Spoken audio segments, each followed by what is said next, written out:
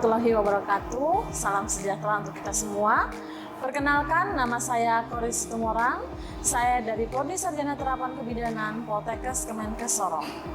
Saya akan menyampaikan pernyataan diri dosen dalam unjuk kerja Tridharma Perguruan Tinggi pada bidang pengajaran untuk mengikuti seleksi sertifikasi dosen tahun 2025 gelombang pertama.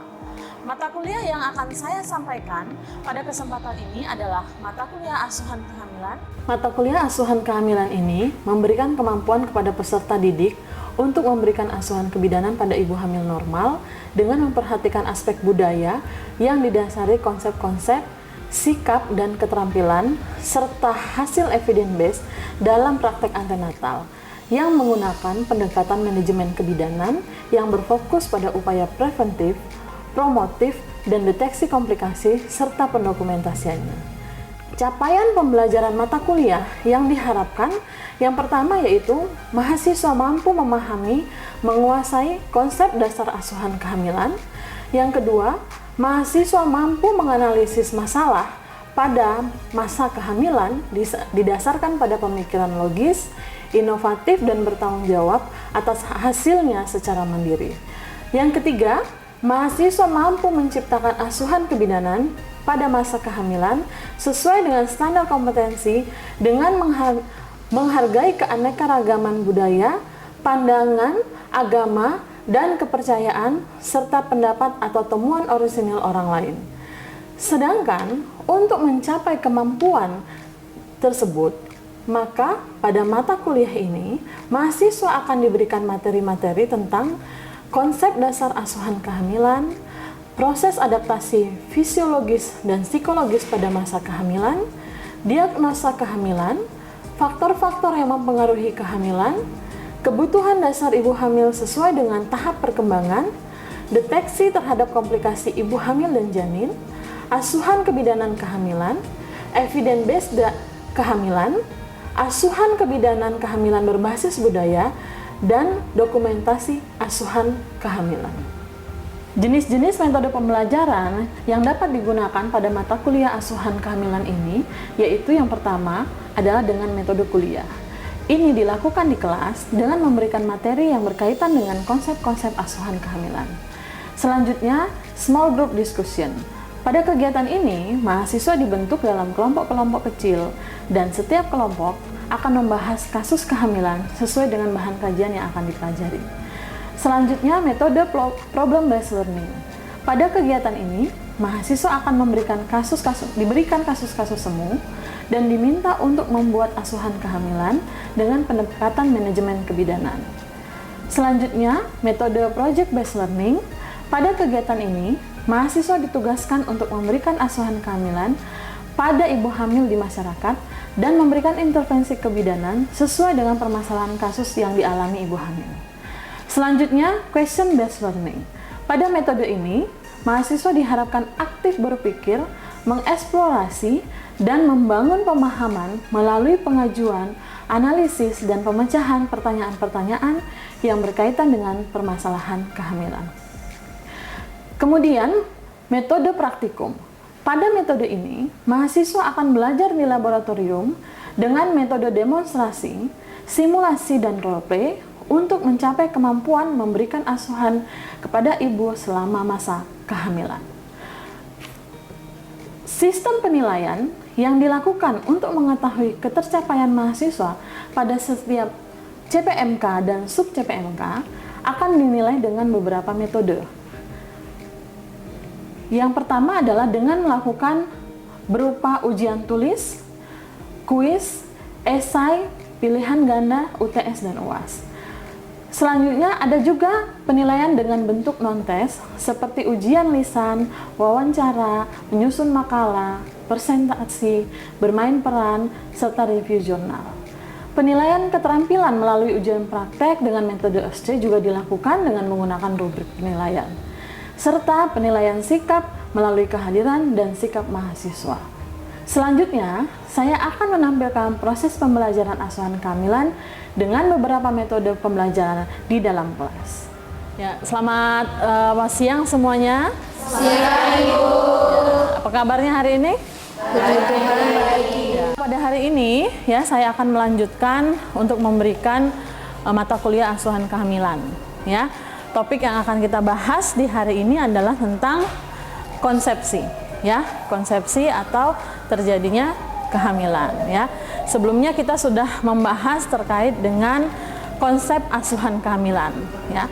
Dan hari ini akan kita lanjutkan terkait dengan konsepsi ya.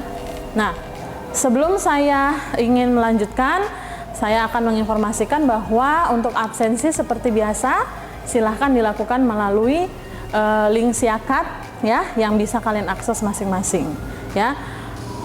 Sebaiknya pengisian absen dilakukan secara jujur sesuai dengan kehadiran yang sudah dilakukan di kelas ini ya. Oke. Nah, baik, kita masuk saja langsung ke materinya ya. Nah, sebelum saya masuk ke materi, saya ingin tahu dulu,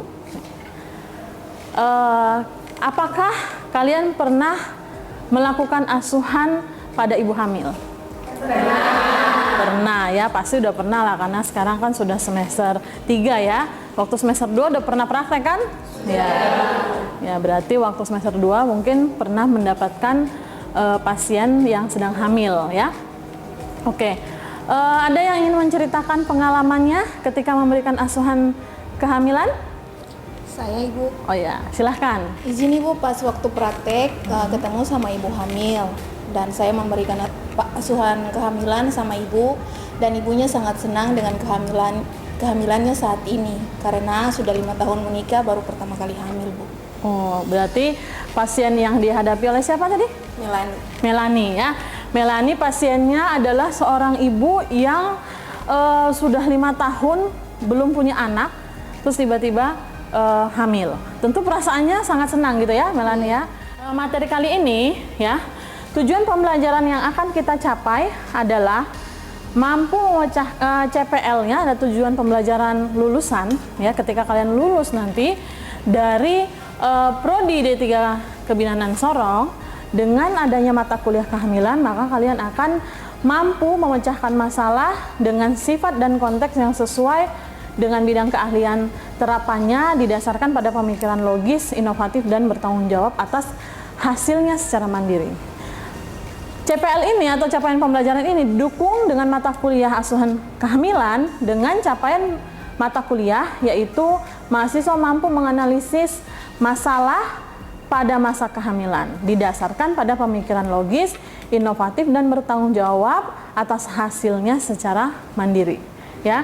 Dan capaian pembelajaran mata kuliahnya adalah mahasiswa mampu mengenali aspek dalam proses kehamilan dan mahasiswa mampu menjelaskan tentang proses kehamilan. Untuk mencapai tadi, agar kalian bisa mengetahui tentang proses kehamilan, maka pada pertemuan hari ini kita akan membahas tentang fertilisasi, implantasi, dan plasentasi ya.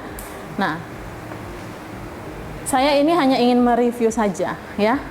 Tentunya kalian sudah pernah belajar tentang anatomi fisiologi organ reproduksi ya, pada mata kuliah anatomi fisiologi ya kan? Benar nggak? Ya, betul ya. Jadi sudah pernah didapatkan. Jadi kita sudah pernah mempelajari. Nah, saya ingin tahu nih, kira-kira genitalia interna ini punyanya siapa? Perempuan. Punya wanita ya. Ini adalah organ yang paling penting dalam proses kehamilan ya. Kalau kita melihat di sini ya, bahwa di sini ada apa saja? Ada tuba ya. Kemudian ada yang menghasilkan sel telur, ada ovarium ya. Kemudian tentunya ada uterus ya, yang nanti akan menjadi tempat implantasinya janin ya. Selanjutnya ini genitalianya siapa? Laki-laki atau pria ya. Jadi di sini ada genitalia pria, yang tentunya genitalia inilah yang berperan penting dalam nanti terjadinya proses pembuahan ya. Nah, jadi genitalia laki-laki ini berfungsi untuk menghasilkan apa? Sperma ya, yang nantinya akan masuk ke organ reproduksi wanita dan terjadilah pembuahan ya.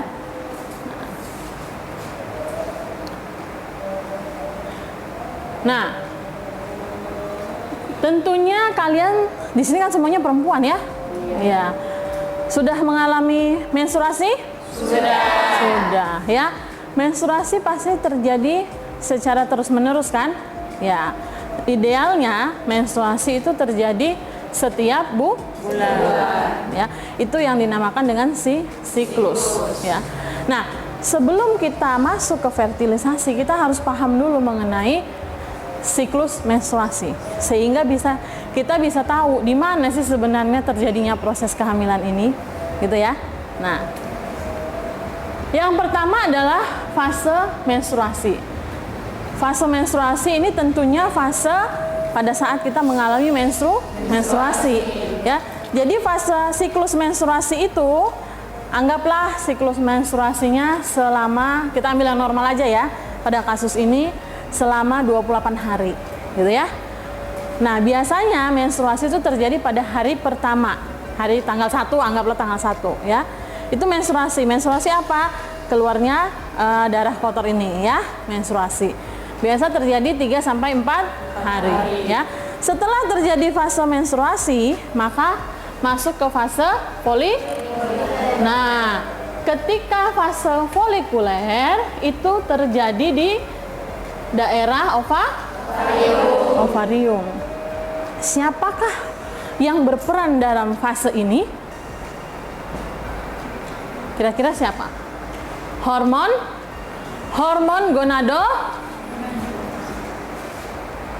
gonadotropin ya, gonadotropin releasing hormone ya. Ada 2 hormon di sana yang berperan penting dalam proses fase folikuler sampai nanti akhirnya menjadi fase ovulasi, fase luteal ya. Nah, setelah terjadi selesai nih menstruasi ya, maka tubuh kita akan mengirimkan alarm ya. Tubuh kita tuh punya alarm, komunikasi sel namanya ya. Dia akan bilang sudah selesai menstruasinya gitu ya. Sekarang ayo, dia ngasih tahu ke siapa? Ke hipotalamus yang ada di otak kita ya. Nah, yang ada di hipotalamus di dalam otak kita ya. Dia ngasih tahu, aku udah selesai nih menstruasi gitu ya. Nah, sekarang tolong keluarkan hormon FSH ya, follicle stimulating hormone. Jadi follicle FSH ini atau follicle stimulating hormone ini berfungsi untuk merangsang follicle agar dia stimulasi dan dia berkembang ya. Jadi si FSH tadi akan dikeluarkan ya oleh hipotalamus ya. Kemudian dia akan merangsang ovarium ya. Follicle itu adanya di ovarium. Lama-lama setelah distimulasi akan menjadi follicle yang banyak granulosanya. Ini ya, ini granulosa. Granulosa ini untuk apa sih, Bu? Ya. Granulosa menghasilkan estrogen. Ternyata setelah dalam keadaan yang cukup estrogen, maka si estrogen akan memberikan umpan balik lagi ke sana, ke hipotalamus. Stop. Nggak usah lagi distimulasi, sudah cukup, gitu ya. Nah, setelah dia mengatakan itu stop, maka setelah stop, maka yang keluar selanjutnya adalah LH, luteinizing hormone.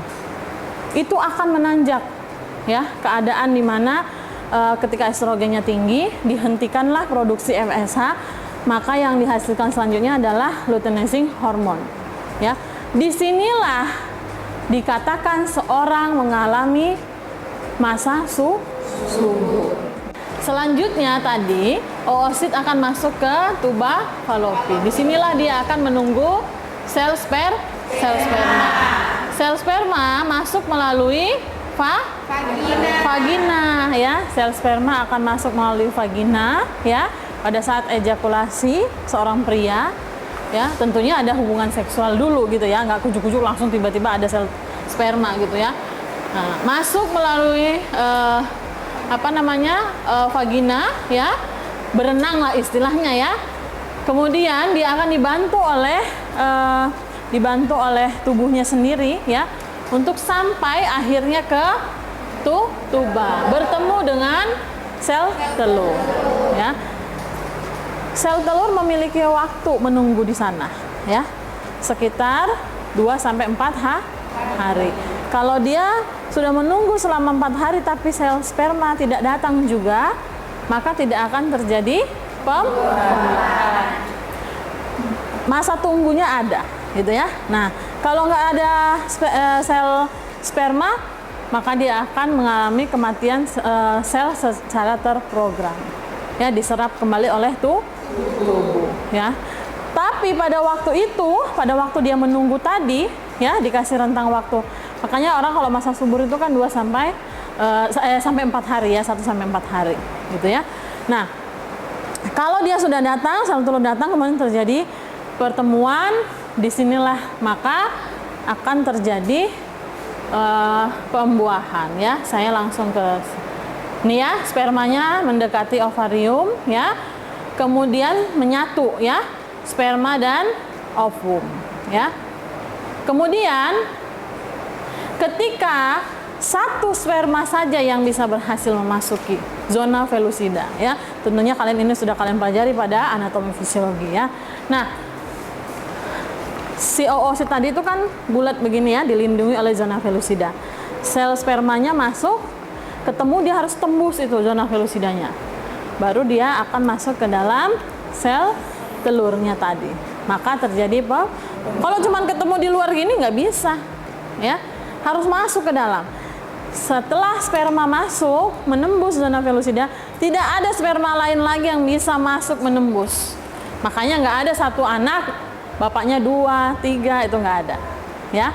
Jadi satu anak hanya punya satu bapak ya. Nah, setelah mereka bertemu ya, maka akan terjadi pembelahan ya. Mulai dari masih sel telur, kemudian sel sperma masuk. Ini kan satu aja ya, yang lainnya udah nggak bisa masuk. Udah kayak film-film animasi gitu ya. Kalau sudah dikunci gitu ya, dia nggak bisa lagi yang lain masuk ya. Nah, inilah dikatakan pertemuannya ya. Setelah bertemu dia akan menyatu dan membelah 2, 4, 6, 8 dan seterusnya kelipatan-kelipatannya ya. Ini ya. Saat proses membelah tersebut, dia sambil berjalan didorong oleh silia, rambut-rambut getar yang ada di daerah tuba untuk menuju ke endometrium ya. Ketika dia menjadi 16 sel disebut morula ya, 32 sel disebut blastula, dan di dalam blastula selanjutnya menjadi blastokis. Di dalam blastula itu ya, ini dalamnya ya disebut inner cell mass ya, luarnya inilah yang disebut dengan blastokis. Ini setelah dia menjadi blastokis, dia akan menempel di endometrium, dinding uterus yang paling atas. Harus nempelnya di atas tuh, di tempat yang paling bagus menurut dia gitu ya. Untuk apa? Agar dia bisa mendapatkan nutrisi. Tadi pada saat sel telur tadi kan waktu masa pada saat fase menstruasi ya, kan ada proliferasi kan, yang dia akhirnya menghasilkan granulosa dan juga estrogen kan. Nah, pada saat dia menghasilkan granulosa dan estrogen itu menebalkan ini dinding rahim. Dinding rahimnya jadi tebal. Untuk apa dinding rahim tebal? Untuk agar kalau ada kehamilan, dia bisa nempel di situ, mendapatkan nutrisi. Tapi kalau tidak terjadi kehamilan, dinding rahim ini tadi kan udah disiapkan, akan meluruh. Itulah yang disebut dengan menstruasi. Jadi menstruasi itu bukan sel telur yang keluar ya, tapi memang darah ya, pembuluh darah yang meluruh ini ya, karena tidak ada pembuahan. Kok bisa sih Bu meluruh ya? Pertanyaannya pasti banyak. Ini tadi ketika dia udah keluar ke sini ya, ini kan oositnya keluar nih, masuk ke tuba kan, ini jadi kuning ya, jadi rusak, jadi fase namanya fase luteal ya. Ini kalau kita kembali ke sini tadi, nih fase luteal ya, granulosa, bekasnya granulosa itu menjadi kuning, menghasilkan hormon progesteron. Hormon progesteron tinggi karena tidak ada kehamilan. Kalau tidak ada kehamilan, hormon progesteronnya menjadi tinggi. Kemudian dia bilang lagi sama si hipotalamus, progesteron udah tinggi, nggak ada kehamilan. Kasih keluar itu pembuluh darahnya tadi yang sudah ditebalkan sama si estrogen. Karena jika tidak dikeluarkan dalam bentuk menstruasi, dia akan terus menebal menjadi tumor jinak, ya kan? Menjadi mioma ya, mioma uteri, menjadi penyakit intinya ya. Sehingga itulah indahnya sel komunikasi selnya kita ya. Jadi tubuh kita itu bekerja itu udah ada aturannya, bukan hanya robot-robot tuh yang diatur cek gitu, enggak ya. Tubuh kita itu sudah mengatur dirinya. Oke. Nah, jadi terjadilah pembuahan dan menempel di sana. Ini yang disebut dengan implantasi ya. Ketika hasil konsepsi itu bernidasi, nempel ya, namanya implantasi ya. Nah, ini tadi sudah. Jadi implantasi itu bukan berarti ini pembuluh darah terus ditembus menyatu jadinya pembuluh darahnya. Misalnya ini pembuluh darah ibunya, terus bayinya menempel, terus terbuka nih pembuluh darahnya, terbuka juga pembuluh darah bayi, itu enggak ya. Ibaratkan kita nanam pohon, nanam bunga, nanam pohon. Kalau kita tanam di dalam tanah, tanahnya masuk nggak ke dalam akarnya? Hah? Atau akarnya hanya menempel di tanah? Akarnya menempel. Pernah nggak melihat ada tanah di dalam akar kalau kita lagi buka begini? Enggak ya. Jadi begitu pula dengan penempelan ini. Nggak akan mungkin darahnya ibu masuk ke pembuluh darahnya bayi. Sehingga pasien dengan HIV tidak akan menularkan melalui pembuluh darah pada saat proses kehamilan. Ya, jadi nggak akan ditularkan. Ya, makanya orang HIV bisa hamil. Ya.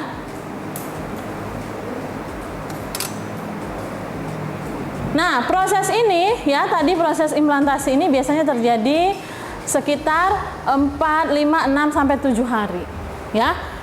Sehingga pada saat kita tes pack, kita tes ya, setelah 7 hari, kalau baru 1 hari nggak bisa ya kan. Nah, blastokis tadi yang ini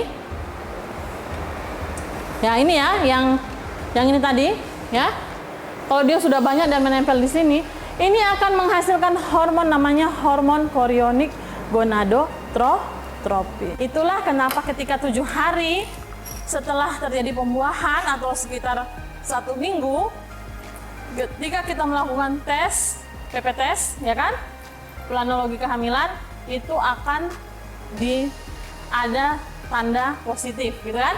Positifnya itu positif apa? Bukan positif hamil, tapi positif ada hormon HCG gitu ya. Makanya hormon HCG itu bukan menjadi tanda pasti ya kan, tapi menjadi tanda mungkin.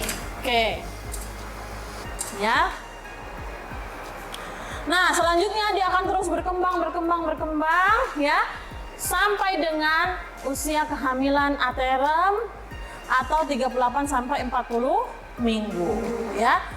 Nah, barulah setelah ini bidan perannya apa? Perannya adalah memberikan asuhan antenatal. Oke. Itu ya. Sampai di sini apakah yang saya sampaikan bisa dipahami? Bisa. Bisa ya. Jadi itulah tadi proses terjadinya suatu kehamilan ya. Jadi kehamilan itu sudah diatur. Kalau memang normal ya, tadi kan kita bilang normal ya kehamilannya ya. Itu sudah diatur oleh tubuh kita jika tubuh kita tadi perjalanannya baik ya. Tadi kan saya bilang ternyata dia udah nungguin 3 hari, tapi nggak ada yang masuk juga sperma, yang nggak bisa hamil gitu ya. Itu terkadang ada yang suami istri tapi jarang ketemu, misalnya ya LDM nggak istilahnya sekarang ya. Mungkin ketemunya bukan pada saat masa subur, ya kan? Ketemunya di luar ini, sehingga walaupun dia berhubungan sampai jungkir balik dengan gaya segala macam, ya toh, dia tidak akan bisa hamil karena dia bukan bertemunya di saat yang tepat, ya. Jadi ketemu harus di saat yang tepat, ya. Oke. Karena sudah dipahami semua, sekarang saya ingin tahu sejauh mana sih pemahaman dari adik-adik semua mengenai materi yang sudah saya sampaikan, ya. Nah, saya ingin bertanya, ya. Tadi kan sudah saya sampaikan ya, mulai dari fertilisasi sampai dengan implantasi dan plasentasi, ya. Nah, kira-kira agar kehamilan itu bisa terjadi, komponen apa yang diperlukan dalam terjadinya proses kehamilan? Ada yang mau memberikan ini jawaban? Izin menjawab, Ibu. Ya, silakan. Nah, dari pertanyaan yang diajukan yaitu ada 2 komponen. Yang pertama sel sperma dan juga sel telur. Oke, betul? Betul. Iya, betul sekali ya. Jadi komponen paling penting adalah sel telur dan sel sperma, ya.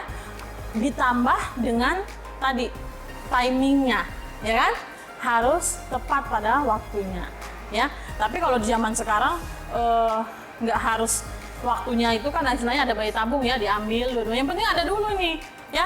Nikah juga gitu kan, dikatakan pernikahan sehat apabila yang menikah adalah laki-laki dan perempuan. Ada perempuannya tapi nggak ada laki-lakinya, nggak bisa menikah, ya toh? Ya, jadi mau hamil tapi kok nggak ada laki-lakinya, ya nggak bisa hamil lah. Gimana ceritanya, ya kan? Maka komponen paling penting dalam terjadinya fertilisasi adalah ada sel telur dan ada sel sperma, ya. Oke, bagus ya, bagus sekali yang disampaikan. Selanjutnya, ya, saya ingin bertanya, bagaimana sih proses fertilisasi itu terjadi? Ya, silakan. Proses kehamilan dimulai dengan bertumbuhnya sel sperma dan sel telur, kemudian berbentuk menjadi zigot. Zigot ini akan bergerak menuju rahim dan menempel di dinding rahim atau implantasi, kemudian akan berkembang menjadi embrio dan janin. Iya, good job ya, bagus sekali ya saat penyampaiannya. Jadi mulai dari ketemu tadi ya, sampai akhirnya membelah dan menempel pada dinding rahim, ya. Oke, yang terakhir ya, kira-kira ketika akan terjadi fertilisasi, hormon apa saja yang berperan agar fertilisasi itu bisa terjadi? Hormon-hormon apa yang berperan? Estrogen, Ibu. Ya, good, bagus ya. Ada lagi? Ya, hormon estrogen. Progres, bagus sekali. Ada lagi? HCG, oke. Yang di awal-awal tadi? FSH. Ada lagi? Luteinizing hormone, ya. Bagus sekali ya. Jadi apa yang saya sampaikan tadi ternyata sudah bisa diterima dengan baik di kelas ini. Demikian materi yang bisa saya sampaikan di hari ini. Mudah-mudahan bisa diterima dengan baik ya. Sampai ketemu lagi pada pertemuan selanjutnya. Selamat siang untuk kita semua. Siang, Ibu.